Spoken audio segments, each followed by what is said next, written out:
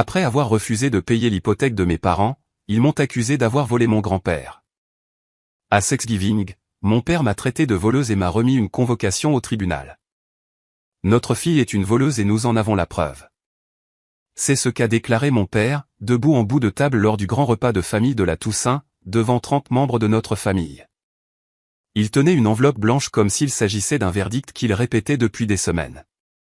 Il l'a fait glisser sur la table jusqu'à moi. Une assignation à comparaître. Tous les regards dans cette salle à manger étaient braqués sur mon visage. Ma mère pleurait déjà, son arme favorite, chargée et prête à faire feu. J'ai regardé l'enveloppe. Puis j'ai regardé mon père, et j'ai souri. Parce que 4 mois plus tôt, j'avais engagé quelqu'un dont le seul métier est de traquer l'argent disparu. Et ce qu'elle a découvert n'a pas seulement lavé mon honneur. Cela a fait voler en éclats un mensonge que mes parents construisaient depuis le jour de la mort de mon grand-père. Je m'appelle Ophélie. J'ai 32 ans et je suis infirmière diplômée d'État dans une petite commune de Dordogne. Maintenant, laissez-moi vous ramener 8 mois en arrière, la semaine où mon grand-père, Émile Perrault, a été enterré. Mon grand-père, Émile Perrault, est mort un mardi de mars. Il avait 84 ans. Une pneumonie, ont-ils dit. Ça a été rapide, sur la fin. J'ai conduit 3 heures depuis mon appartement jusqu'au funérarium de Saint-Julien, en Dordogne. Environ 4000 habitants. Le genre de village où tout le monde connaît votre nom de jeune fille et l'état de vos comptes en banque. J'ai grandi là-bas. Mon grand-père m'a élevé la moitié du temps. Il m'a appris à lire assise sous son porche, m'a emmené pêcher chaque été au lac de Vassivière jusqu'à mes 15 ans, âge auquel je me croyais trop cool pour ça. Quand j'ai été accepté à l'école d'infirmière, il m'a envoyé une carte avec un chèque de 50 € à l'intérieur. Sur le dos, il avait écrit « Fier de toi, Ophé ». Mais les 3 dernières années de sa vie, je n'ai pratiquement eu aucune nouvelle de lui. J'appelais, il ne répondait pas. J'envoyais des lettres, des cartes d'anniversaire, des photos du travail, un mot chaque mois de décembre pour Noël. Aucun retour. Pas de réponse, et le courrier ne m'était pas non plus retourné. Juste le silence. Je me disais qu'il vieillissait, qu'il était peut-être confus, ou en colère à propos de quelque chose que j'aurais fait sans m'en souvenir. Lors des funérailles, mon père, Gérard, s'est tenu devant l'assemblée à l'église et a prononcé un éloge funèbre qui aurait pu remporter un prix. Les larmes aux yeux, la voix qui se brise juste au bon moment. Mon père était le plus grand homme que j'ai jamais connu, a-t-il dit en s'agrippant au pupitre. J'étais assise au 3e rang. Personne ne m'a demandé de m'asseoir plus près. Après la cérémonie, Gérard nous a réunis dans le couloir de l'église. Moi, mon frère Nathan, et quelques cousins. Il a réajusté sa cravate et a dit, « Papa m'a tout laissé. La maison, les économies, tout. » C'était sa dernière volonté. Personne ne l'a remis en question. Moi non plus, ou presque. Mais quelque chose dans sa façon de le dire, trop lisse, trop répétée, me restait en travers de la gorge, comme une constante vitale sur un dossier médical qui ne correspond pas à l'état du patient. Laissez-moi remonter 10 ans en arrière. J'avais 22 ans, je venais de sortir de l'école d'infirmière, je travaillais pour la première fois à l'hôpital départemental, je faisais des gardes de 12 heures et mon prêt étudiant me soufflait déjà dans le cou. Je partageais un appartement avec une autre infirmière et je mangeais des pizzas surgelées 3 soirs par semaine. Mon père m'a appelé un dimanche soir, disant qu'il avait besoin que je vienne à la maison. Quand je suis arrivé, il était assis à la table de la cuisine avec une pile de papier. Ma mère, Denise, était assise à côté de lui, les yeux déjà rouges. « On a besoin de ton aide, ma chérie », a dit Gérard. « Juste de ta signature. La banque a besoin d'un co-emprunteur pour le prêt immobilier. C'est temporaire. 6 mois, peut-être moins. Ensuite, je renégocie le prêt et ton nom disparaît du dossier. » Denise a essuyé ses yeux. « On pourrait perdre la maison, Ophélie. » Alors, j'ai signé. 6 mois sont devenus 1 an. 1 an est devenu 5. 5 sont devenus 10. Chaque fois que j'abordais le sujet, la conversation se déroulait de la même manière. « Papa, quand est-ce que tu renégocies le prêt ? Ma situation financière n'est pas encore assez stable. Tu veux qu'on se retrouve à la rue ? » Et ma mère pleurait à chaque fois, réglée comme une horloge. Voici ce que cette signature m'a coûté, je ne pouvais pas obtenir mon propre crédit immobilier. Je ne pouvais pas faire approuver un prêt automobile sans un taux d'intérêt exorbitant. Ma capacité d'emprunt faisait le yo-yo et frôlait le fichage bancaire parce que Gérard était en retard dans ses paiements, parfois de 30 jours, parfois de 60, sans jamais m'en parler. Je l'ai découvert grâce à une alerte de ma banque à 2 heures du matin, 2 échéances impayées de plus de 60 jours dont je n'avais jamais eu connaissance. Mon profil d'emprunteur avait été lourdement dégradé du jour au lendemain. Je l'ai appelé le lendemain. Il a dit, les temps sont durs. J'ai géré le problème. Il l'avait géré en utilisant mon nom. 2 semaines après l'enterrement de mon grand-père, j'ai assis Gérard à sa table de cuisine et je lui ai dit clairement, « Papa, je veux que mon nom soit retiré de ce prêt immobilier cette année. » Pas de larmes, pas de cris, juste un fait. Gérard s'est adossé à sa chaise. Ce n'est pas le moment, Ophélie. Je viens d'enterrer mon père. Je sais, et j'en suis désolé, mais ça fait 10 ans. Sa mâchoire s'est contractée. Tu veux que je renégocie le prêt maintenant? Avec quelle garantie? Tu crois que les banques font la queue pour un ancien assureur retraité de 61 ans? Alors vends la maison, prends plus petit. Je me fiche de savoir comment, mais je dois me retirer de ce prêt. Il s'est levé si vite que sa chaise a raclé le sol. Tu veux parler d'avocat? Tu veux traîner tes propres parents en justice? Vas-y. On verra de quoi tu auras l'air. Je n'avais rien dit à propos d'avocat. Il l'avait ajouté lui-même. Cette nuit-là, ma mère a passé 8 coups de téléphone. Je le sais parce que 4 membres différents de la famille m'ont appelé dans les 3 jours qui ont suivi. Tante Martine m'a envoyé un message, « Tes parents t'ont élevé et c'est comme ça que tu les remercies?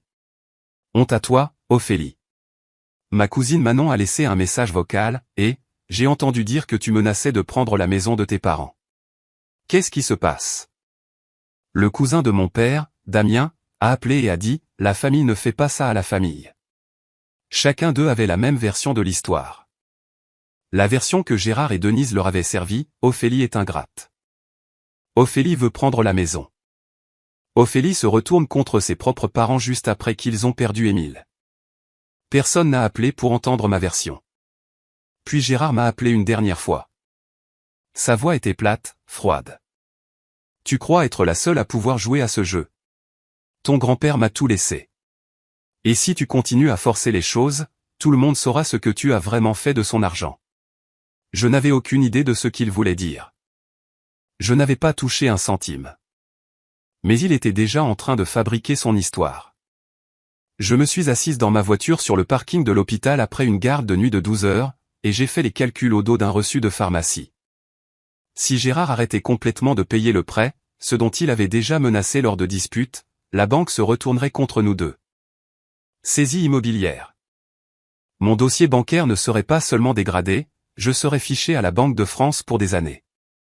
Certains hôpitaux vérifient les antécédents financiers de leurs employés. Pas tous, mais certains. Le mien le faisait. Une saisie immobilière sur mon dossier pourrait déclencher un examen. Je pourrais perdre mon emploi.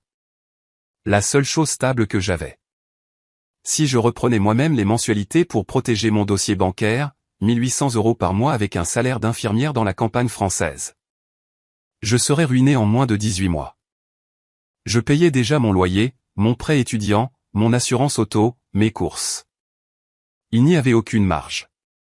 Et si je me défendais publiquement, Gérard avait déjà empoisonné le puits. Chaque oncle, tante et cousin croyaient que j'étais la fille ingrate essayant de voler la maison de ses parents. Se battre signifiait se battre seul. Puis, je me suis connecté au compte du prêt en ligne. J'avais encore les identifiants depuis des années, quand Gérard m'avait demandé de garder un œil sur les choses. C'est là que je l'ai vu. Une nouvelle ligne, un crédit adossé à la valeur de la maison, 40 000 € retirés 3 mois avant la mort de grand-père Émile. Gérard ne s'était pas contenté de garder mon nom sur le prêt initial. Il avait utilisé ma signature de caution pour emprunter encore plus d'argent sur la maison, sans me le dire, sans mon consentement. 40 000 € que je n'avais jamais vus, jamais approuvés, désormais liés à mon nom. Je suis resté assise là un long moment. Le parking était vide. Le reçu était rempli de chiffres qui ne collaient pas. Il ne m'avait pas seulement piégé. Il était retourné au piège et l'avait rendu plus profond. Les rumeurs n'ont pas commencé par une explosion. Elles ont commencé par des murmures.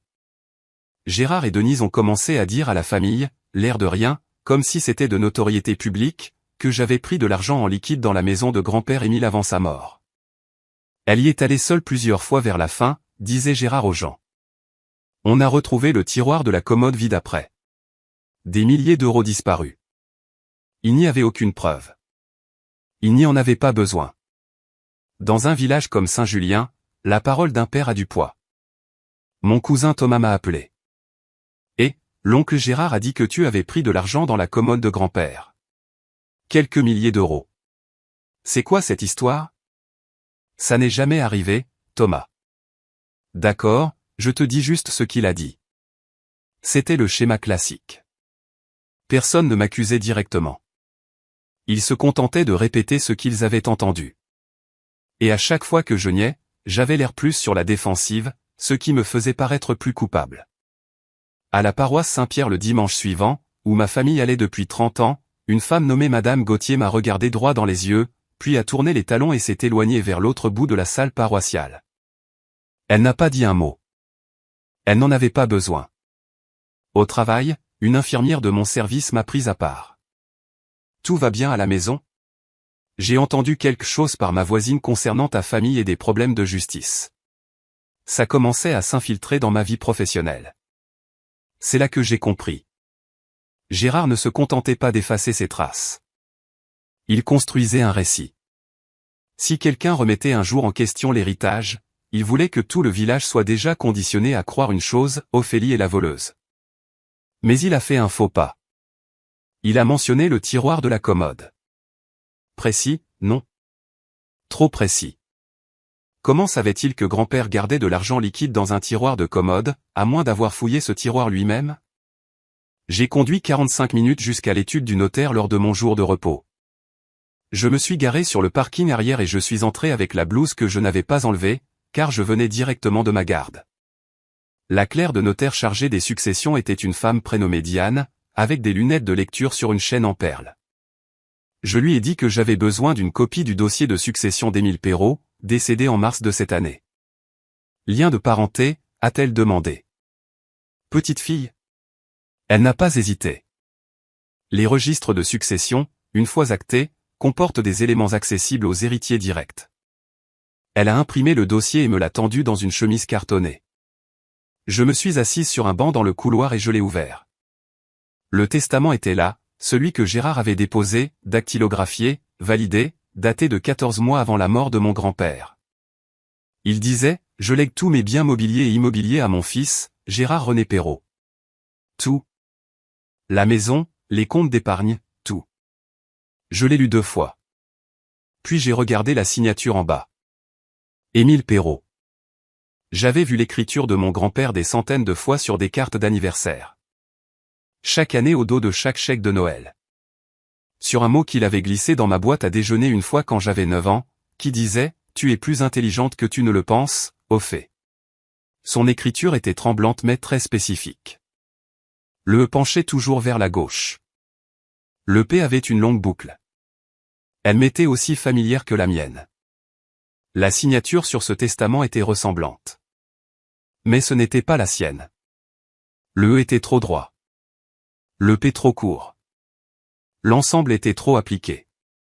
Comme quelqu'un essayant très fort de copier quelque chose qu'il n'avait vu que quelques fois. J'ai pris une photo de la signature avec mon téléphone. Mes mains ne tremblaient pas. Je n'étais plus triste. J'étais certaine.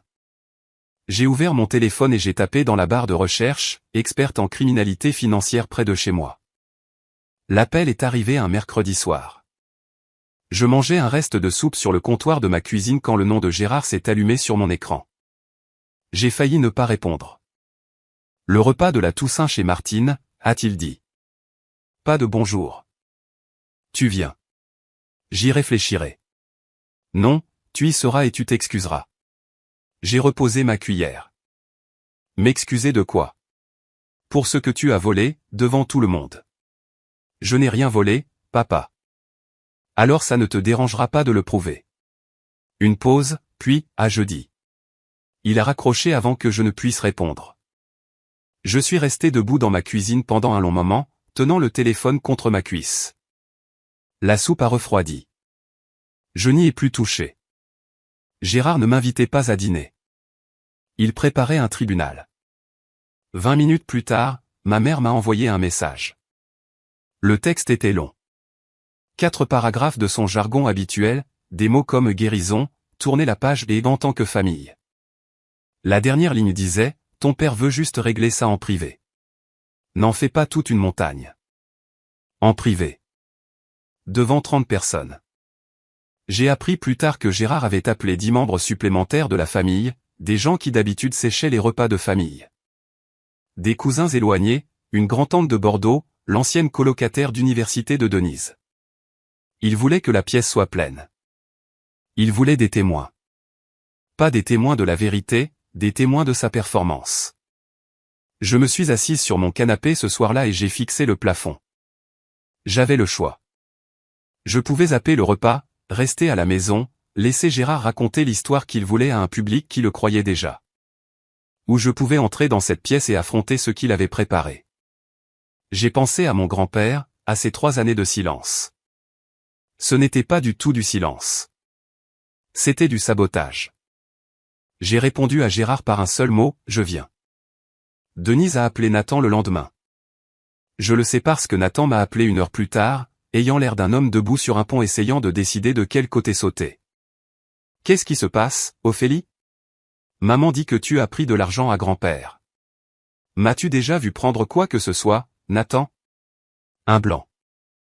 Non. T'ai-je déjà parlé de l'argent de grand-père? Une seule fois. Non, mais maman est vraiment bouleversée. Maman est bouleversée parce que j'ai demandé à papa de me retirer du prêt immobilier. C'est tout. Il est resté silencieux. Nathan avait 28 ans, il était électricien, il vivait à 12 minutes de chez nos parents. Il m'avait regardé porter ce prêt pendant une décennie sans me plaindre. Il savait ce que ça me coûtait. Il n'avait juste jamais rien dit parce que, dans notre famille, on ne remet pas Gérard en question. On encaisse et on avance. Ils veulent que je fasse front avec eux au repas, a-t-il dit. Maman a dit que la famille devait être unie. Unie contre qui? Moi. Il n'a pas répondu à ça. Je ne te demande pas de choisir un camp, Nathan. Garde juste les yeux ouverts. Nouveau silence, puis, doucement, j'y serai, mais je ne ferai pas de discours. Je lui ai dit que c'était suffisant. Nous avons raccroché, mais quelque chose m'est resté en tête. L'hésitation avant qu'il ne dise non quand je lui ai demandé s'il m'avait vu prendre quelque chose. Ce n'était pas l'hésitation de quelqu'un d'incertain de la réponse. C'était l'hésitation de quelqu'un qui voulait dire tout autre chose, quelque chose de beaucoup plus lourd, et qui l'avait ravalé. Je n'ai pas insisté. Je me suis dit que si Nathan avait quelque chose à me dire, il trouverait le moment. Je ne savais juste pas que ce moment avait déjà 2 mois, qu'il dormait dans son téléphone, enregistré dans une cuisine où il n'était pas censé se trouver. Sophie Mercier avait un bureau au-dessus d'une quincaillerie à Sarlat, à 20 minutes au sud de Saint-Julien. Experte financière judiciaire, 15 ans d'expérience dans la traque d'argent à travers les successions, les divorces et les fraudes de petites entreprises. Je l'avais trouvée grâce à une recherche Google à 2 heures du matin et j'avais pris rendez-vous avant de pouvoir me dégonfler. Elle était calme, cheveux gris, lunettes de lecture, un bureau couvert de dossiers. Elle n'a pas réagi quand je lui ai raconté l'histoire. Elle a juste pris des notes. 4 mois plus tard, 2 semaines avant le repas de famille, j'étais de retour dans son bureau. Elle a posé un rapport relié sur le bureau entre nous. La signature sur le testament déposé chez le notaire ne correspond pas, a-t-elle dit. Je l'ai comparé à 17 autres documents vérifiés, déclaration d'impôt, carte bancaire, la carte grise d'un véhicule de 2014. Ce n'est pas son écriture. Vous en êtes sûr? J'en suis certaine. Elle a tourné les pages jusqu'à la section financière. Le compte d'épargne d'Émile contenait 280 000 € au moment de son décès. La maison a été estimée à environ 190 000 €. Valeur totale de la succession, approximativement 470 000 €. Une fois la succession clôturée, Gérard a retiré 350 000 € via plusieurs transactions. Sophie avait tracé chaque euro. 120 000 € ont servi à rembourser les dettes de carte de crédit personnel de Gérard. 85 000 € sont allés solder le crédit de sa camionnette. 60 000 € ont été transférés sur un compte au nom de Denise. 45 000 € ont payé un entrepreneur pour des travaux de rénovation de leur maison. 40 000 € ont été retirés en espèces, intraçables. J'ai fixé les chiffres. Il a falsifié le testament, ai-je dit, et a pris 350 000 €. Sophie a hoché la tête. Voulez-vous que je compile ceci dans un rapport officiel? Parce qu'une fois que je l'aurai fait, cela deviendra quelque chose sur lequel vous ne pourrez pas revenir en arrière. Je n'ai pas hésité. Faites-le. Elle a fermé le dossier. Je l'aurai prêt dans 10 jours. 10 jours. Ce serait 3 jours avant le repas de la Toussaint. 350 000 €. Ce n'était pas du désespoir. C'était un plan. Mon grand-père mentionnait parfois sa sœur Rose de temps en temps, généralement en passant. Rose a plus de bon sens que nous tous réunis, disait-il en secouant la tête, comme si c'était à la fois un compliment et un reproche. Tante Rose, 74 ans, vivait seule dans une maison en bardage bois à Bergerac, à 40 minutes au sud. Elle n'était pas venue à un repas de famille depuis 9 ans, à cause d'une brouille avec Gérard que personne n'avait expliqué et que tout le monde avait accepté. J'ai trouvé son numéro dans le vieux carnet d'adresse de grand-père, que j'avais gardé dans une boîte à chaussures après l'enterrement. Je l'ai appelée un jeudi soir, m'attendant presque à ce que la ligne soit coupée. Elle a décroché à la 2e sonnerie. Tante Rose, c'est Ophélie, la petite fille d'Émile. Un silence assez long pour que je croie avoir perdu la connexion, puis, doucement, Émile m'avait dit que tu appellerais un jour. L'air a quitté mes poumons. Comment ça? Ton grand-père m'a donné quelque chose il y a 3 ans. Il m'a dit de le garder en sécurité. Il a dit que si quelque chose tournait mal après sa mort, tu viendrais le chercher. Elle m'a invité chez elle ce samedi-là. J'ai fait le trajet avec le cœur qui battait si fort que je pouvais le sentir dans mes doigts. Rose m'a accueilli à la porte. Elle ne m'a pas prise dans ses bras. Elle m'a juste regardé pendant un long moment, puis m'a tendu une enveloppe jaunie. À l'intérieur, il y avait un testament manuscrit, un testament holographe. La vraie écriture d'Émile. Tremblante, penchée, indubitable. Co-signé par 2 voisins en tant que témoins, daté de 5 ans avant sa mort. Le contenu était simple, tout devait être divisé à parts égales entre ses 4 petits-enfants, Ophélie, Nathan, Thomas et Manon. J'ai levé les yeux vers Rose. Elle s'est assise lourdement. Gérard venait chez ton grand-père toutes les semaines ces 3 dernières années. Il a dit à Émile que tu ne voulais plus le voir. Il a dit que tu étais passé à autre chose. Mon grand-père n'a jamais arrêté de m'appeler. Gérard l'en a empêché. 2 semaines avant le repas, 22h14. Le nom de Nathan sur mon écran. Il faut que je te dise quelque chose, a-t-il dit. Sa voix était basse, précipitée, comme un homme parlant dans une pièce où il n'était pas censé être. Ne demande pas comment je le sais. D'accord. Il y a 2 mois, je suis allé à la maison pour récupérer ma perceuse dans le garage. Je suis entré par la porte latérale. Papa et maman étaient dans la cuisine. Ils ne m'ont pas entendu entrer. Il a fait une pause. Je l'entendais respirer. Papa disait. Je vais te dire exactement ce qu'il a dit, elle ne peut rien prouver. Le testament est enregistré chez le notaire. C'est fait. J'ai serré le bord du coussin de mon canapé. Et puis maman a dit, mais si elle prend un avocat? Et papa a dit, alors on fera plus de bruit qu'elle. On la fera passer pour la méchante. Personne ne la croira par rapport à nous. Silence des 2 côtés. Nathan, dis-moi que tu as enregistré ça. J'ai appuyé sur enregistrer à la seconde où je les ai entendus se disputer. J'ai tout. Il m'a envoyé le fichier audio pendant que nous étions encore au téléphone. Je l'ai écouté. La voix de Gérard a rempli mon appartement. Étouffée, minuscule, mais indubitable. Celle de Denise aussi. Chaque mot exactement comme Nathan l'avait décrit.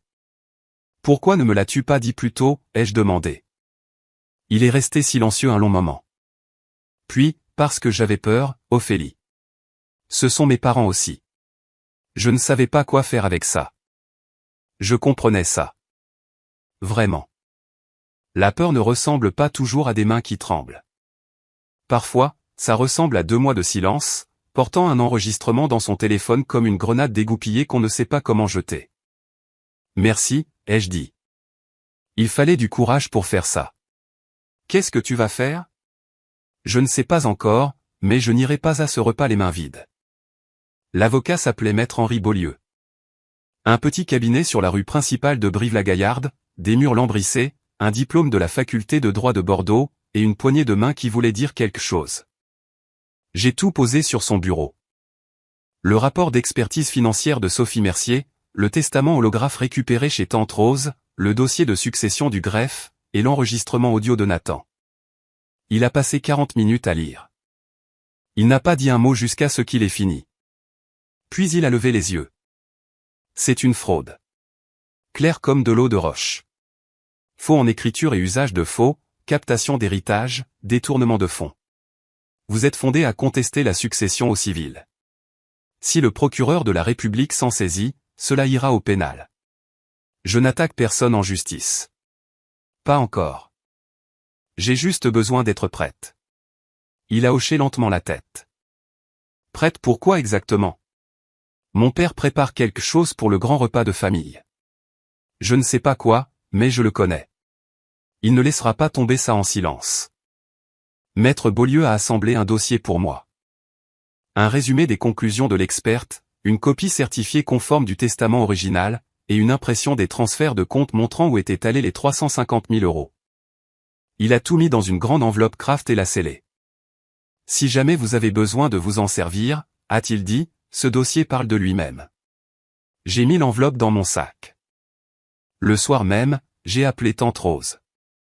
Viendriez-vous au repas de famille chez Martine? Silence. Puis, je ne suis pas allé à un dîner de famille depuis 9 ans. Je sais. Une autre pause. Pour Émile. J'y serai. J'ai raccroché et je me suis assise sur le bord de mon lit. L'enveloppe était dans mon sac, près de la porte. Si Gérard ne disait rien à la Toussaint, elle resterait là, scellée, intacte. Mais je connaissais mon père. Le silence n'avait jamais été son style. Bon, je dois faire une pause ici une seconde. Cette partie n'est pas dans l'histoire. C'est juste moi qui vous parle. Assise dans le bureau de cet avocat, tenant cette enveloppe, j'ai failli reculer, j'ai failli la remettre sur son bureau et dire « laissez tomber ». Parce qu'une partie de moi, la partie qui avait passé 32 ans à être la fille de Gérard Perrault, voulait encore croire qu'il y avait une explication. Que je m'étais peut-être trompé. Mais voici ma question pour vous. Si vous aviez la preuve entre les mains, l'auriez-vous apporté au repas de famille ou auriez-vous préservé la paix? Dites-le moi dans les commentaires. Bien. Le matin du repas. La maison de tante Martine se trouvait sur un terrain d'un demi-hectare, allée des Pins. Une maison de plein pied blanche avec des volets noirs. L'allée était déjà pleine quand je me suis garé à 13h15. Des voitures, des SUV, un monospace avec un siège auto à l'arrière. Quelqu'un avait scotché des décorations d'automne sur la porte d'entrée. À l'intérieur, 3 longues tables poussées ensemble au centre du salon, recouvertes de nappes dépareillées. 32 couverts. L'odeur de la dinde rôtie et de la farce au marron m'a frappé avant même de franchir le seuil. Je suis entré et l'atmosphère a changé. Pas bruyamment, pas de façon évidente, mais je l'ai senti. Une pause d'une demi-seconde dans les conversations. Quelques têtes qui se tournent. Quelqu'un près de la cuisine m'a jeté un coup d'œil et a vite détourné le regard. Tout le monde ici avait entendu les rumeurs. Tout le monde avait déjà choisi son camp. Tante Martine m'a serré dans ses bras à la porte. Contente de te voir, ma chérie. Mais ses bras étaient raides, et elle m'a relâché un peu trop vite. Gérard était assis en bout de la table centrale. Veste bleu marine, chemise repassée, sur son 31, ce qui était inhabituel pour un repas de famille. Denise était à côté de lui dans un pull crème, les mains croisées, les yeux déjà brillants. Il ressemblait à un couple posant pour une photo de paroisse. Gérard m'a vu et a souri. Pas de la chaleur, de la satisfaction. Le sourire d'un homme qui a déjà répété les 2 prochaines heures. Tante Rose est arrivée 15 minutes plus tard. Elle est entrée discrètement par la porte latérale et s'est assise à l'autre bout de la table. Personne ne l'a saluée. La plupart des jeunes cousins ne l'ont même pas reconnue. 9 ans, c'est long. Nathan était au milieu de la table, fixant son assiette vide comme si elle contenait les réponses à un mystère. J'ai posé mon sac sous ma chaise. L'enveloppe pressée contre ma cheville. La dinde a été découpée. Le repas a commencé, et Gérard a attendu. Nous étions à 20 minutes du début du repas quand Gérard a tapé son couteau contre son verre d'eau. La pièce est devenue silencieuse par couches successives. Les adultes d'abord, puis les ados, puis les enfants à la table d'appoint près de la fenêtre. Quelqu'un a baissé le son du match de foot à la télé dans le salon. Gérard s'est levé. Il a posé ses deux mains sur la table, s'est penché légèrement en avant, et a balayé la pièce du regard, comme un homme sur le point de prononcer un sermon. Avant que nous fassions le tour de table, a-t-il commencé, je dois aborder quelque chose qui pèse sur cette famille. Mon pouce est accéléré, mais je n'ai pas bougé. Il a regardé Denise. Elle a épongé ses yeux avec une serviette, pile au bon moment. La plupart d'entre vous ont entendu les rumeurs, a poursuivi Gérard. J'aurais aimé ne pas avoir à faire cela publiquement. Croyez-moi, Denise et moi avons essayé de régler ça en privé, mais notre fille ne nous a pas laissé le choix. Il a fait une pause pour les faits. Quelques proches ont bougé sur leurs chaises. L'oncle Damien a posé sa fourchette. Après le décès de mon père, nous avons découvert qu'une somme importante d'argent manquait sur ses comptes. Nous avons fait des recherches. Nous avons tracé l'argent. Et les preuves pointent vers une seule personne dans cette pièce. Il s'est tourné vers moi. 32 visages ont suivi son regard. Notre fille Ophélie est une voleuse. Sa voix n'a pas tremblé. La pièce a retenu son souffle. La main de tante Martine a volé à sa bouche. Cousine Manon m'a dévisagé, les yeux écarquillés. Une grand-tante que je connaissais à peine a chuchoté à la femme à côté d'elle, « Oh mon Dieu !» Les pleurs de Denise se sont intensifiés, parfaitement synchronisés, au ton parfait. Gérard se tenait au-dessus de moi comme un juge prononçant une sentence, et toute la pièce attendait que je m'effondre. Je ne l'ai pas fait. J'ai croisé les mains sur la table et je l'ai regardé dans les yeux. Gérard a glissé la main dans la poche intérieure de sa veste et en a sorti une enveloppe blanche. Impeccable, d'apparence officielle. Il a marché lentement autour de la table, passant devant l'oncle Damien, le cousin Thomas, tante Martine, jusqu'à se tenir juste à côté de ma chaise. Il a posé l'enveloppe devant moi. Ceci est une assignation à comparaître, a-t-il dit, assez fort pour que chaque personne dans la pièce l'entende. Nous te poursuivons en justice pour la restitution de l'argent de notre père. Je l'ai prise. La pièce était si silencieuse que je pouvais entendre les enfants chuchoter à la table d'appoint. J'ai ouvert le rabat et j'ai sorti le document à l'intérieur. Il avait l'air vrai au premier coup d'œil. Un en-tête avec le nom du tribunal de grande instance, une date, une ligne défendeur avec mon nom complet, une signature en bas de quelqu'un dont je n'avais jamais entendu parler. Mais j'avais passé 4 mois assise face à un avocat. Je savais à quoi ressemblait un vrai document juridique. Celui-ci n'avait pas de numéro de dossier, pas de tampon du greffe. La police d'écriture était mauvaise, trop propre, trop uniforme. Il était imprimé sur du papier copie ordinaire, pas sur du papier officiel d'un cabinet. C'était un faux. Gérard avait fait fabriquer ça pour m'effrayer devant 32 témoins. J'ai regardé le document, puis je l'ai posé doucement à côté de mon assiette. L'oncle Damien s'est penché en avant. Gérard, si tu as besoin de soutien juridique, je connais un bon avocat. La femme d'un cousin secouait la tête. Tante Martine avait l'air de vouloir pleurer. Denise continuait de plus belle.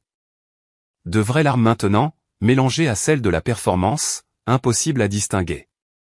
Gérard a croisé les bras et a attendu. Il s'attendait à ce que je nie, que je pleure, que je supplie, que je sorte en trombe. C'était le scénario. C'était la version de moi qu'il avait vendue à tout le monde dans cette pièce. Je l'ai regardé. Tu as fini? Je me suis levé lentement. Sans me presser.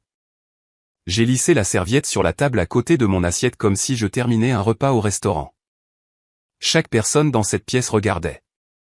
Le match de foot était maintenant en sourdine.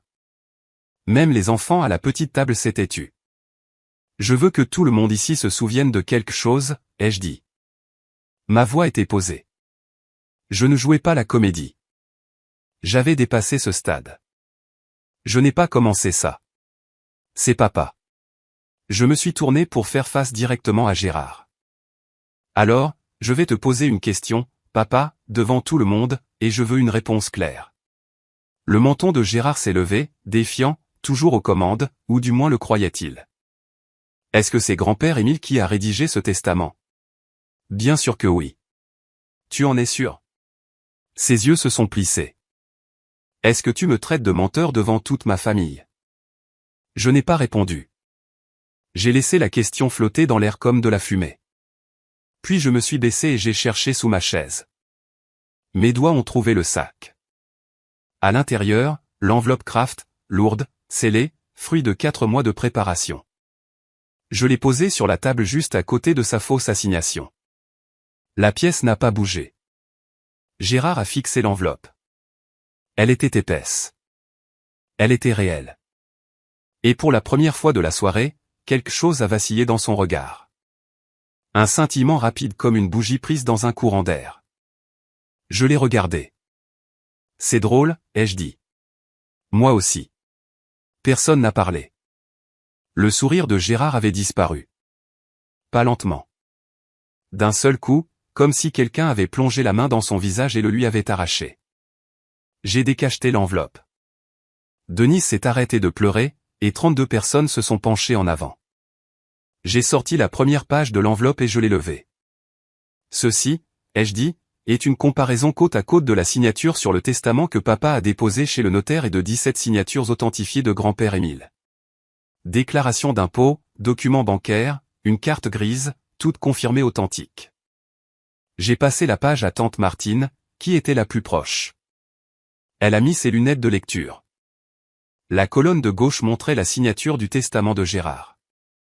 Celle de droite montrait la vraie écriture d'Émile. 17 échantillons, tous cohérents. Le E penché, le P à longue boucle, la façon dont sa main tremblait plus ces dernières années, mais gardait le même rythme. La signature sur le testament de Gérard était raide, droite, appliquée. Une copie faite par quelqu'un s'appliquant trop. Les lèvres de Martine se sont entr'ouvertes. Elle a levé les yeux vers Gérard, puis à nouveau vers la page, puis l'a passée à l'oncle Damien sans un mot. Une experte financière judiciaire a examiné ces échantillons, ai-je dit. Sa conclusion professionnelle est que la signature sur le testament déposé est une falsification. C'est un mensonge. La voix de Gérard est sortie plus forte qu'il ne le voulait. Quelques personnes ont sursauté. Tu as payé quelqu'un pour inventer ça. Je n'ai pas argumenté. Je n'ai pas haussé la voix. Je ne demande à personne de me croire, ai-je dit. Je vous demande de regarder. La page a descendu la table, de personne en personne. J'ai regardé leur visage changer. De la confusion, puis de la reconnaissance, puis quelque chose de plus dur. L'oncle Damien a tenu la page à la lumière et a secoué la tête lentement.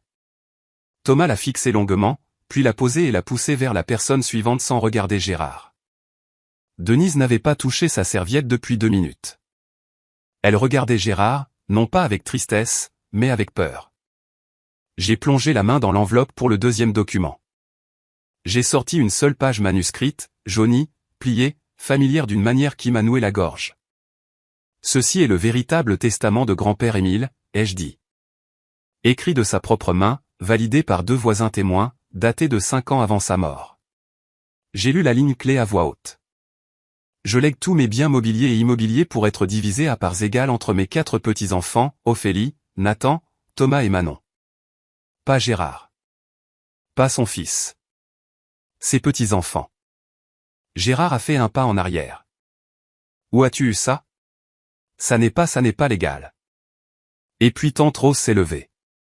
Elle était assise à l'autre bout de la table, si silencieuse que la plupart des gens avaient oublié qu'elle était là. Elle avait 74 ans, elle était petite, les cheveux argentés, portant une robe du dimanche qu'elle n'avait probablement pas mise depuis des années. Toute la pièce s'est tournée. Émile me l'a donné, a dit Rose. Sa voix était frêle mais claire. Il y a 3 ans. Il m'a fait asseoir à ma table de cuisine, m'a tendu cette enveloppe, et m'a dit, garde ça en sécurité, Rose, parce que je ne fais pas confiance à mon propre fils. Personne n'a respiré. Gérard. Rose, tu ne sais pas de quoi tu. Je n'ai pas fini. Elle n'a pas haussé le ton. Elle n'en avait pas besoin. Gérard allait chez ton grand-père toutes les semaines ces 3 dernières années. Il a dit à Émile qu'Ophélie ne voulait plus le voir. Il lui a dit qu'elle était passée à autre chose. Il a coupé les appels téléphoniques, renvoyé les lettres. Elle m'a regardé. Émile est mort en pensant que sa petite fille l'avait oublié. J'ai senti l'atmosphère de la pièce basculer. Pas vers moi, pas vers Gérard, mais vers quelque chose à quoi aucun d'eux ne s'était préparé. Le silence qui a suivi n'était pas de la confusion. C'était le son de 32 personnes en train de recalculer tout ce qu'on leur avait dit. Le visage de Gérard était blanc. Sa bouche s'est ouverte. Rien n'est sorti. J'ai sorti la dernière page de l'enveloppe. Une fois la succession clôturée, papa a retiré 350 000 € des comptes de grand-père. J'ai tenu la feuille pour que la salle puisse voir les colonnes. Voici où est allé chaque euro. Je l'ai lu lentement. Sans émotion, juste des chiffres.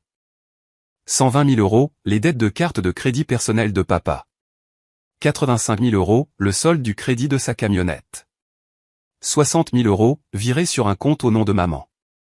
45 000 €, payés à un entrepreneur pour les travaux de leur maison. 40 000 €, retirés en espèces. Destination inconnue. J'ai posé la page. C'est 350 000 € qui appartenaient à 4 petits-enfants, pas à un seul fils. Gérard a agrippé le dossier de sa chaise. C'est l'argent de mon père. Il me l'a laissé légalement. Non, papa. J'ai gardé une voix neutre. Il nous l'a laissé. À nous 4. Tu as falsifié son testament pour le prendre. La pièce était si immobile que je pouvais entendre le tic-tac de l'horloge sur la cheminée de Martine. Quelqu'un à l'autre bout de la table, je crois que c'était la femme de Damien, a posé son verre et a reculé sa chaise lentement comme si elle essayait de partir sans faire de bruit. Thomas fixait la nappe, la mâchoire serrée. Manon avait la main sur la bouche. Tante Martine a ramassé sa serviette, l'a pliée une fois, l'a posée à côté de son assiette, et a poussé sa chaise. Elle ne s'est pas levée. Elle a juste pris de la distance. Quelques centimètres de distance, qui voulait tout dire. L'oncle Damien, le même homme qui 5 minutes plus tôt offrait un avocat à Gérard, s'est tourné sur son siège. Gérard, sa voix était prudente. Est-ce vrai? Gérard l'a regardé, puis Martine, puis Denise, qui avait complètement cessé de pleurer et fixait la table comme si elle espérait qu'elle s'ouvre pour l'engloutir. Il n'a pas répondu. Le regard de Gérard a balayé la pièce, cherchant quelqu'un. N'importe qui encore de son côté. Il n'a trouvé personne. Elle vous manipule tous. Sa voix a déraillé sur le 3e mot. Ce sont des faux. Elle a payé des gens pour. Alors explique l'argent, papa. Je n'ai pas crié. Je n'en avais pas besoin. 350 000 €. Où sont-ils passés? Il a ouvert la bouche, l'a fermée, l'a ouverte à nouveau. Rien. C'est à ce moment-là que Nathan s'est levé. Toutes les têtes de la pièce se sont tournées. Nathan, 28 ans, le discret, celui qui ne prenait jamais parti, se tenait au milieu de la table avec son téléphone à la main. Je les ai entendus, a-t-il dit.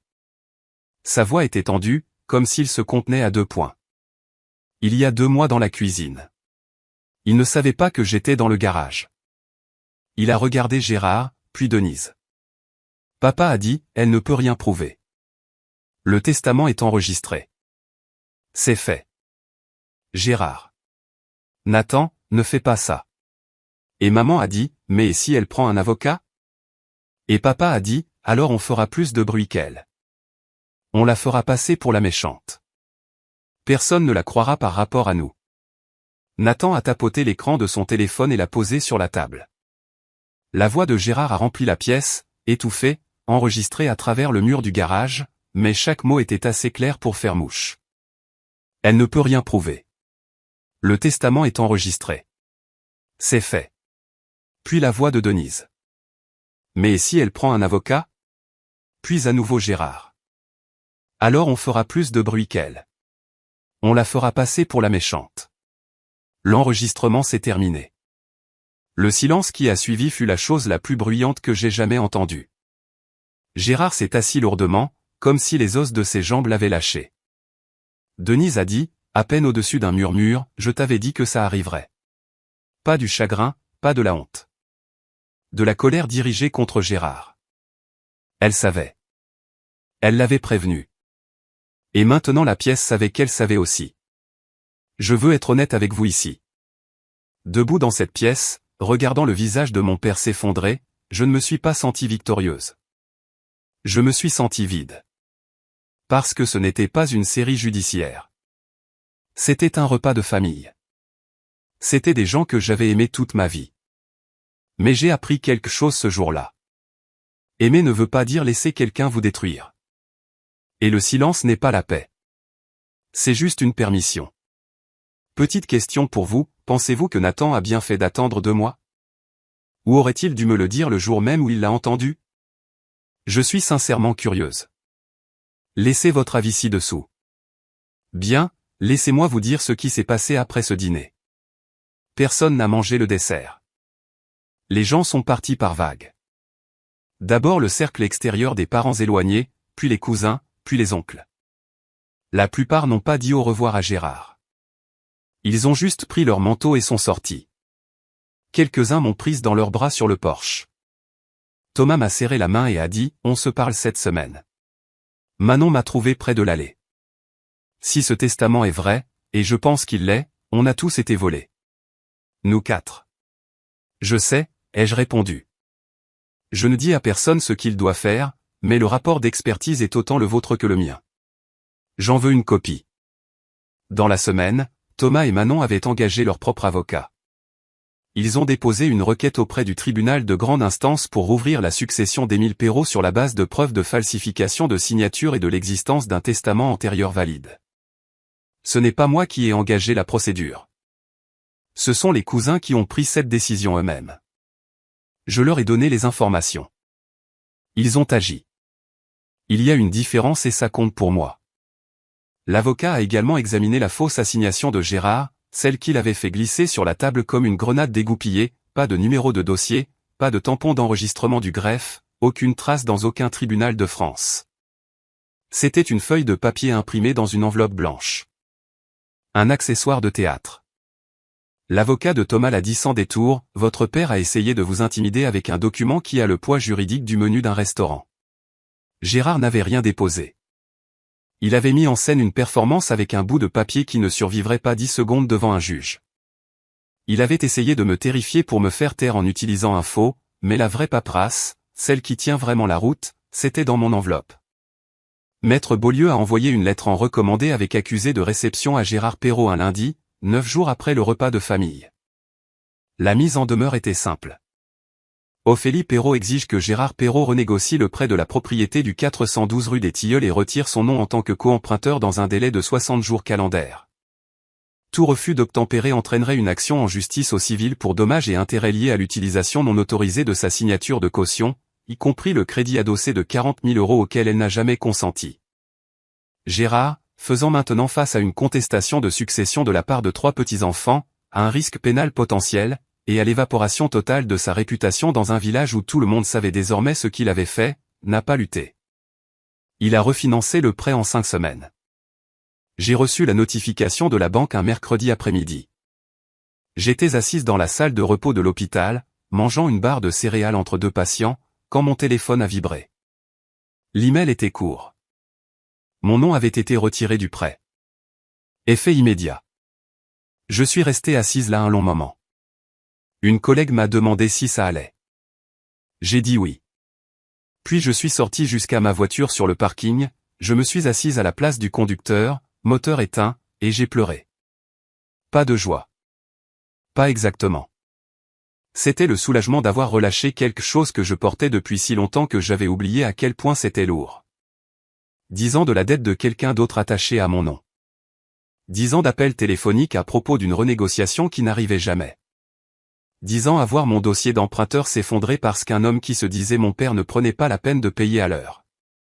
Disparu en 5 semaines. J'ai consulté l'application de ma banque sur mon téléphone. Mon profil avait déjà commencé à remonter. Le banquier m'a dit que mon dossier redeviendrait irréprochable d'ici 6 mois. Pas parfait, mais c'était le mien. Tante Rose m'a appelé une semaine avant Noël. Passe samedi. J'ai quelque chose pour toi. J'ai conduit jusqu'à Bergerac un matin gris de décembre. La maison de Rose sentait le café et le cèdre. Elle était assise à la table de la cuisine avec une boîte à chaussures devant elle. « Ce sont les tiennes », a-t-elle dit. « Émile voulait que tu les aies. » À l'intérieur de la boîte, il y avait des lettres. 11. Écrites par mon grand-père au cours des 3 dernières années de sa vie. Il me les avait écrites, une tous les quelques mois, et les envoyait à Rose parce qu'il savait que Gérard interceptait tout ce qui allait à mon adresse ou sur mon téléphone.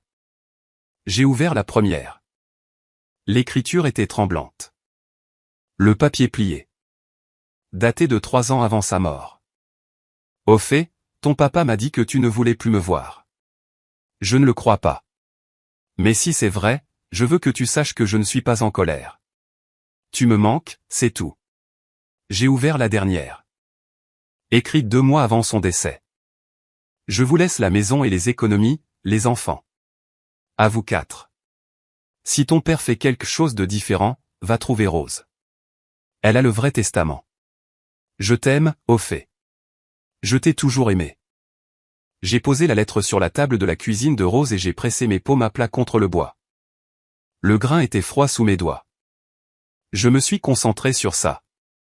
Le froid. La texture. Parce que si je ne manquerais pas à quelque chose de physique, j'allais me dissoudre. Il n'avait jamais cessé de m'écrire. Pendant 3 ans, il avait écrit des lettres qu'il savait que je ne recevrais jamais. Et il avait envoyé des copies à la seule personne en qui il avait confiance pour détenir la vérité. Rose m'a servi une tasse de café. Aucune de nous n'a parlé pendant un moment. Il ne m'avait pas laissé de l'argent. Il m'avait laissé la preuve qu'il n'avait jamais abandonné. Dans un village, on n'a pas besoin de conférences de presse. On a juste besoin d'un grand repas de famille.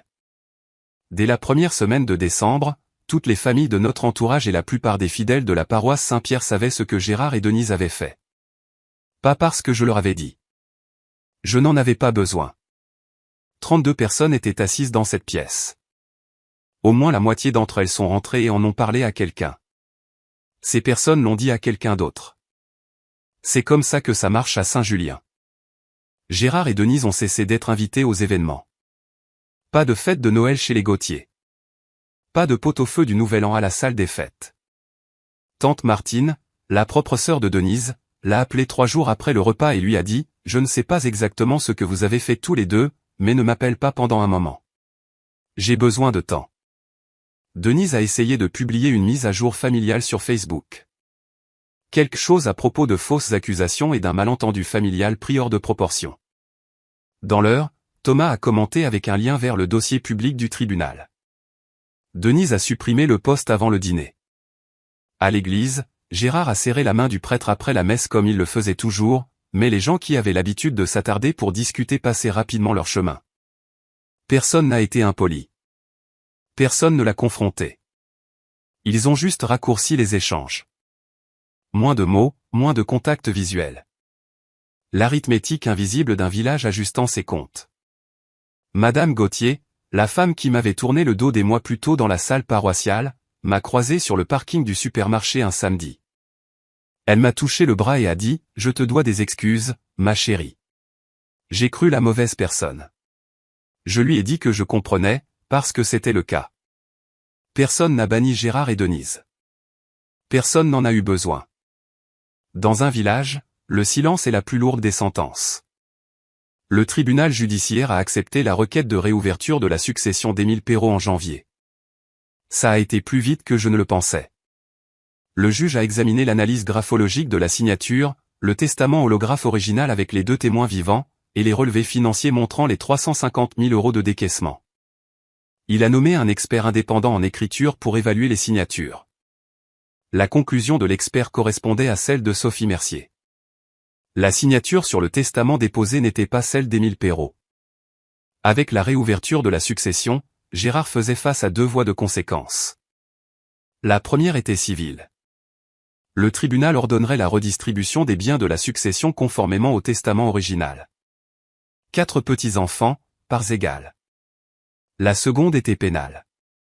Falsifier un testament en France est un délit, voire un crime selon les montants, escroquerie et faux et usage de faux. Le bureau du procureur a ouvert une enquête préliminaire. Pas d'inculpation pour l'instant. Ces choses prennent du temps, mais le dossier était ouvert et les preuves étaient accablantes. L'avocat de Gérard lui a conseillé de négocier. Gérard n'avait plus vraiment de moyens de pression. La maison sur la propriété d'Émile, celle qu'il avait tant voulu garder, a dû être mise en vente. Les bénéfices, combinés à ce qu'il restait sur les comptes, seraient redistribués. Après les frais de justice, chaque petit enfant a reçu environ 82 000 €.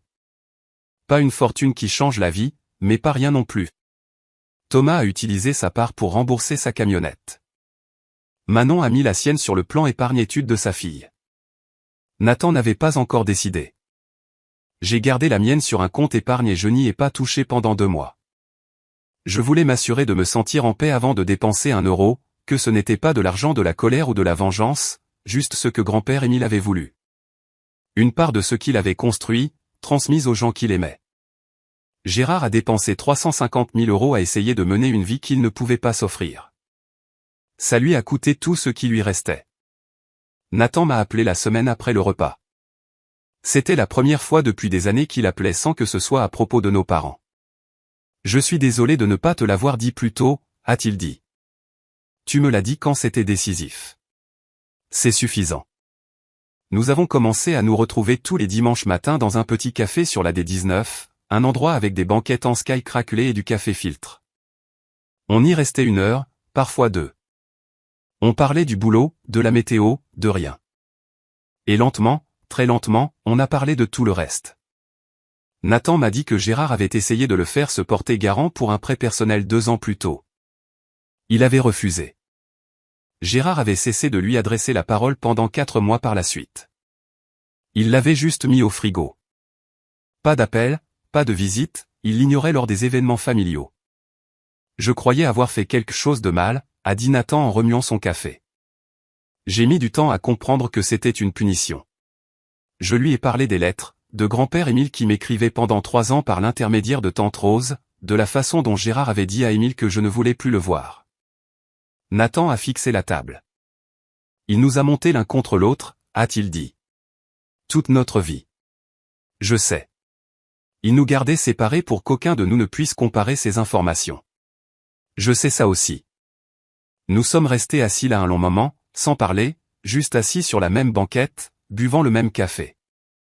C'était le silence le plus confortable que j'ai partagé avec quelqu'un depuis des années. Nous n'avons pas perdu nos parents lors de ce repas de famille. Nous les avions perdus bien avant. Nous n'avions juste pas encore les mots pour le dire.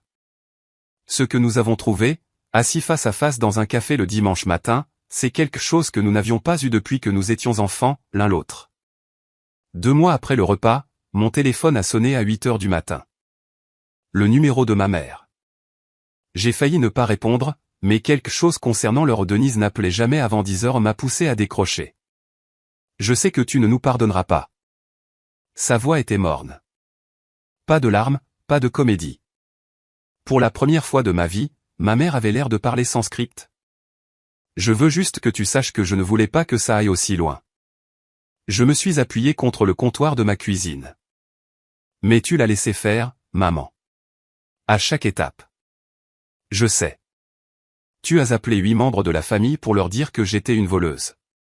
Tu étais assise à côté de papa pendant qu'il agitait une fausse assignation devant notre famille. Tu l'as aidé à me couper de mon propre grand-père. Un silence assez long pour que je vérifie si ça n'avait pas coupé. Puis, doucement, j'avais peur de perdre la maison. Je sais que ce n'est pas suffisant, mais c'est ce que c'était. Je l'ai cru, non pas parce que ça excusait quoi que ce soit ou ça n'excusait rien mais parce que j'avais déjà vu cette peur auparavant. Denise Perrault avait passé 35 ans mariée à un homme qui faisait ressembler chaque crise au bord d'un précipice. Elle avait peur. Elle avait tort. Les 2 choses étaient vraies. J'ai besoin d'espace, maman. Beaucoup d'espace. Ne m'appelle pas pendant un moment. Elle a dit d'accord. Elle n'a pas argumenté. Elle n'a pas pleuré. Gérard n'a jamais appelé. Pas une seule fois. Pas de SMS, pas de lettre, pas de message via un proche. Pour la première fois en 61 ans, Gérard Perrault n'avait rien à dire à personne. Je ne sais pas si son silence était de la culpabilité, de la honte, ou juste l'absence de plan. J'ai passé beaucoup de temps à me le demander. Puis j'ai arrêté. Je n'ai pas claqué la porte. J'ai juste arrêté de la tenir ouverte. 4 mois après ce fameux repas, j'ai acheté une maison. Rien d'extravagant. Un petit étroit dans la rue des Ormes, à 1 kilomètre de l'hôpital. Façade blanche, porte verte, un porche juste assez large pour 2 chaises, 85 mètres carrés, construite en 1978. J'ai mis en apport l'argent de la succession de grand-père Émile, 82 000 €, et j'ai obtenu un prêt pour le reste sur mon propre dossier bancaire. Ma notation était remontée au beau fixe depuis. Le banquier m'a serré la main et a dit « Félicitations, mademoiselle Perrault. Pas de caution solidaire, pas de deuxième nom sur les papiers. Juste le mien. » La première nuit, je me suis assise sur le sol du salon avec une boîte à pizza et un verre de thé glacé, et j'ai regardé les murs nus. Pas encore de meubles, pas de rideaux, juste de la moquette propre et le bourdonnement d'un frigo que j'avais acheté sur le Bon Coin. J'ai accroché une seule chose ce soir-là. Une photo encadrée de grand-père Émile debout au bord du lac de Vassivière, une canne à pêche dans une main et un sourire si large qu'on pouvait compter chacune de ses dents restantes. Je l'ai posée sur un clou au-dessus de la cheminée et j'ai reculé. Pas mal, grand-père, ai-je dit à la pièce vide. Le lendemain matin, je suis allé travailler à l'hôpital. Même garde, même blouse, même parking où je m'étais assise un jour pour calculer combien de temps il restait avant que la dette de mon père ne m'écrase. Le calcul était différent maintenant. Le loyer était devenu une mensualité de crédit. Mon crédit. Et les chiffres fonctionnaient. Ils fonctionnaient enfin. Je rends visite à tante Rose tous les samedis. Elle prépare le café. J'apporte un gâteau de la boulangerie de la rue principale. On parle d'Émile. Le vrai Émile, pas la version de Gérard. Elle m'a montré des photos que je n'avais jamais vues. Émile a 20 ans en uniforme, Émile a 50 ans construisant la maison que Gérard volerait plus tard. La maison est petite, 85 mètres carrés, mais chaque centimètre m'appartient. Je ne vous raconte pas cette histoire parce que je pense être courageuse. Je la raconte parce que pendant 10 ans, j'ai cru qu'endurer était la même chose qu'aimer. Je pensais que dire oui à tout ce que mes parents demandaient, même quand ça faisait mal, même quand ça me coûtait cher, c'était ce que faisait une bonne fille. J'avais tort. Poser une limite, ce n'est pas ériger un mur. C'est installer une porte. Vous choisissez qui a le droit de la franchir, et vous choisissez quand elle se ferme. Ce n'est pas de la cruauté. C'est de l'architecture. Si vous êtes dans une situation comme la mienne, si quelqu'un dans votre famille utilise l'amour comme monnaie d'échange, troquant l'affection contre la soumission, vous faisant vous sentir coupable de vous protéger, j'ai besoin que vous entendiez ça, dire non ne fait pas de vous un ingrat. Cela ne fait pas de vous quelqu'un de froid, d'égoïste, ou peu importe le mot qu'ils utilisent quand ils perdent le contrôle. Cela fait de vous quelqu'un qui a décidé que sa propre vie a de l'importance. Et si vous avez des grands-parents qui sont encore là, appelez-les. Pas la semaine prochaine, aujourd'hui. Ne laissez personne d'autre contrôler cette relation. Ne laissez pas quelqu'un d'autre décider de ce que votre grand-parent sait de vous, ou de ce que vous savez de lui. J'ai perdu 3 ans avec un homme qui m'aimait parce que mon père avait décidé que je ne méritais pas de le savoir. Je ne pourrai jamais récupérer ces années. Aucune somme d'argent ne réparera ça. Est-ce que j'aime toujours mes parents? Oui. Je le porte de la même façon qu'on porte une cicatrice. Ça fait partie de vous. Ça vous façonne. Mais vous ne la laissez pas dicter le chemin sur lequel vous marchez. Je m'aime juste plus moi-même, maintenant. Et ce n'est pas un péché. Ce n'est pas une trahison. C'est le strict minimum qu'il m'a fallu 32 ans à apprendre. Je n'ai pas gagné de guerre. J'ai simplement cessé d'être une victime. Voici où en sont les choses aujourd'hui. L'affaire de succession suit toujours son cours au tribunal. Gérard n'a pas été inculpé au pénal. Le procureur examine les preuves, et ces choses avancent lentement en province. Je ne force pas les choses. Si ça arrive, ça arrive. J'ai remis ce que j'avais, et le système fera ce que fait le système. Gérard et Denise vivent toujours dans la maison de la rue des Tilleuls. Ils ont renégocié le prêt. Mon nom a disparu. Mais la maison doit sembler plus petite maintenant, j'imagine. Moins de gens passent les voir, moins d'appels auxquels répondre. Le monde qu'ils avaient bâti avec de l'argent emprunté et de la confiance empruntée s'est réduit à la taille d'une table de cuisine pour deux. Nathan est venu le week-end dernier pour m'aider à peindre le salon. Il a apporté une pizza au pepperoni et 2 pots de sous-couche. On a mis plus de peinture sur nous-mêmes que sur les murs, mais on a fini. On s'est assis sur la bâche de protection après, mangeant de la pizza froide sans parler de nos parents. On n'en a plus besoin. Tante Rose m'a envoyé quelque chose la semaine dernière. Une photographie que je n'avais jamais vue. Émile me tenant dans ses bras quand j'avais 3 ans, lors de ce qui ressemble à un pique-nique de la fête nationale. Il rit. Je tiens un cierge magique à 2 points. Au dos, avec son écriture, au fait, ton grand-père est fier de toi. Je l'ai scotché sur le frigo juste à côté de mon diplôme d'infirmière. Mon père a essayé de réécrire l'histoire de mon grand-père. Il a falsifié une signature, volé un héritage, et réduit au silence les volontés d'un mourant. Il a failli réécrire mon histoire aussi. Mais la vérité, comme une vraie signature, ne peut pas être contrefaite. Pas quand les bonnes personnes gardent l'original en sécurité.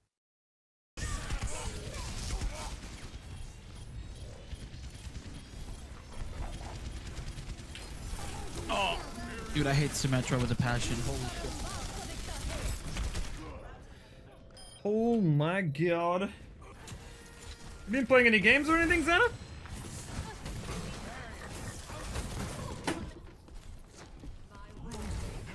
Alright, group up. We got time.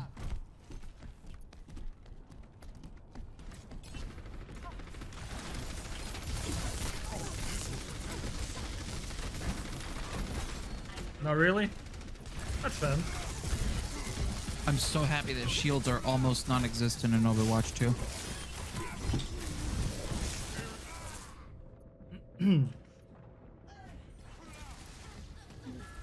No!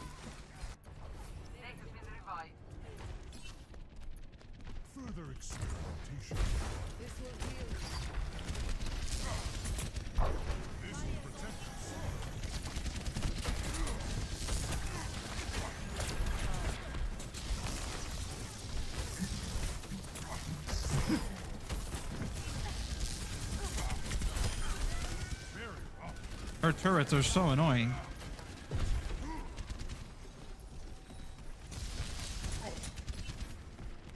Oh my god.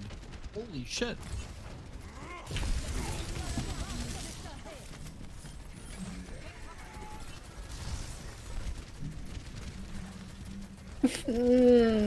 I see where you hate her, Krimbu.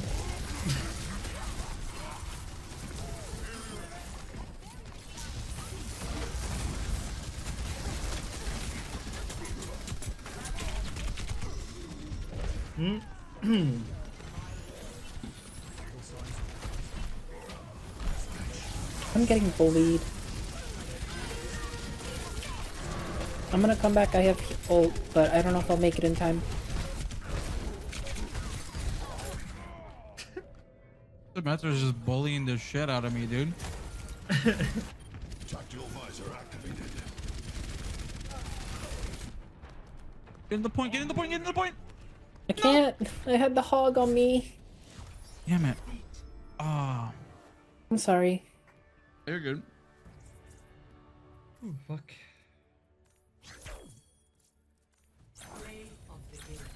That was a fun game. Except Yeah. Symmetra. This res was so clutch.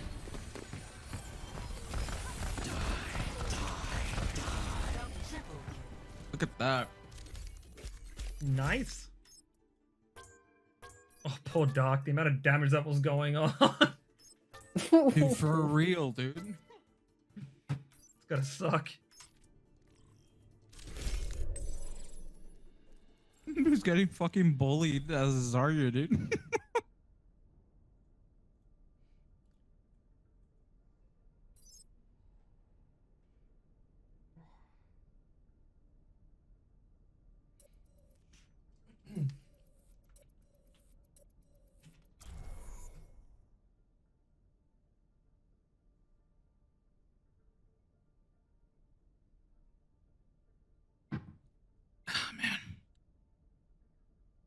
Any of y'all like Resident Evil? Meh. What a shame. Traveling to Hanamura. Prepare your defenses. Select your Ooh, healing. Okay. More healing. Kimbo, I know you can hear me. Play Mercy.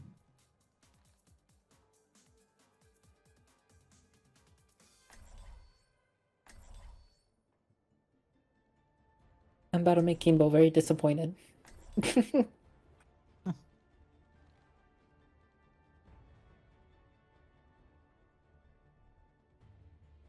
Okay.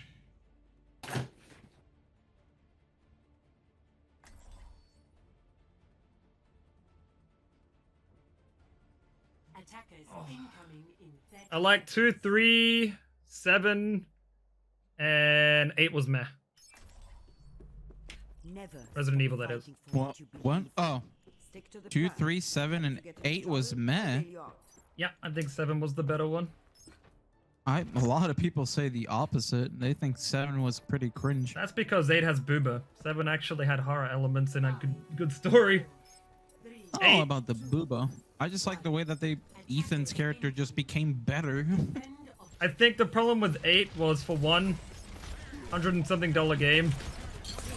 It was 7, 8 hours long, and you didn't have a choice. You didn't have the choice with Heisenberg. I would have picked his side, but you didn't even get a choice, and that part just kind of ruined it. To their credit, their recent Resident Evil titles have been short, like in general.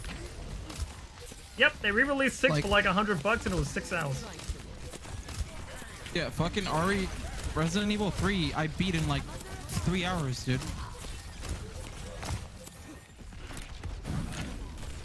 Like, I really hope the new remake of 4 isn't as short.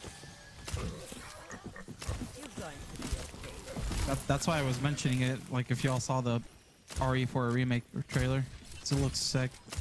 Wait, did you say you disappoint me by picking Hanzo? Quite the opposite. Now we're gonna win. No, I mean with my shots. I'm gonna miss like every shot. But that's how you play Hanzo. It's fine. I don't see a problem. We're just waiting the oh, come on. Me and Dark Life are just waiting the May. All soldiers are hard to hit. Oh shit, monkey. Monkey on us. Yeah, the monkey got in the back line. That's why I was saying help. I got you, Sigma. Cause you're a Sigma May up. Sigma balls. Bedtime. Bye, Bastion. Diva zombie on the point. How many are on point? Me and Diva, that's it. Never mind. Okay. Monkey and May are now here.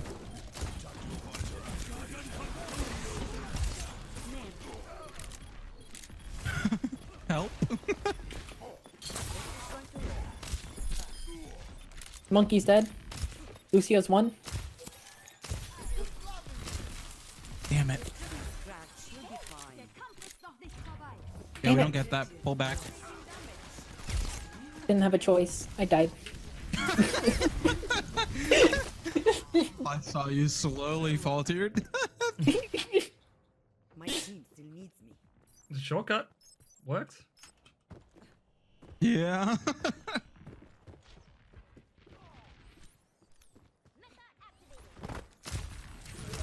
That's a lot of people.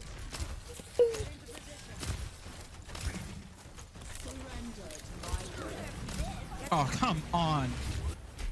No, the Damn it. railing. Damn you, Diva.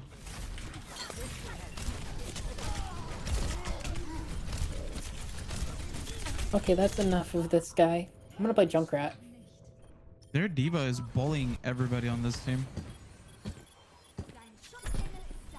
Oh.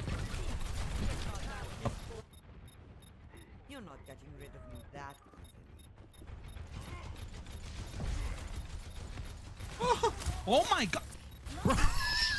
Dude, I'm stuck in the room! What the fuck happened to me? bro! I couldn't Oh my move. god! They put you in the ceiling. Dude, they injected steroids at the end there, bro. Holy fuck. This is the graphic depiction of steroids. My god. How did she even get you stuck on the fucking... I don't know. See? Hunter works! I told you. It's only 4,000 damage. Doesn't matter. The game was like 5 minutes long. Bro.